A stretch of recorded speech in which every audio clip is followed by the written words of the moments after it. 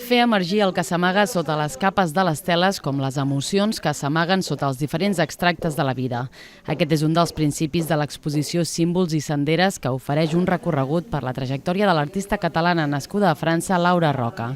La mostra recull obres dels últims 15 anys i plasma la idea que l'artista ha mantingut viva durant tot aquest temps.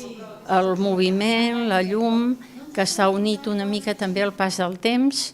Hi ha tota aquesta vessant de moviment i de canvi i també alhora el canvi va deixant senyals, va deixant empremtes, que és una mica a través d'aquestes senderes, no? Les empremtes lligades també a l'evolució de la pròpia vida, lligada a l'evolució artística també.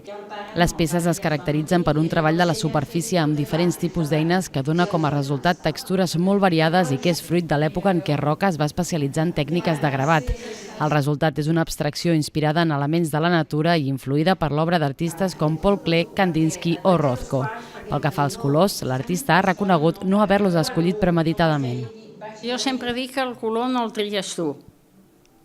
El color et tria ell a tu. O sigui, no saps per què, però hi ha un moment en què has de fer aquell color.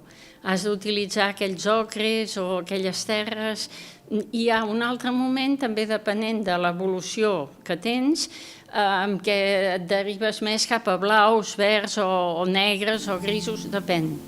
Símbols i senderes s'exposa a la Galeria Artemísia de les Franqueses i es pot visitar fins al 19 de juliol, els dijous i divendres a la tarda o dissabtes al matí.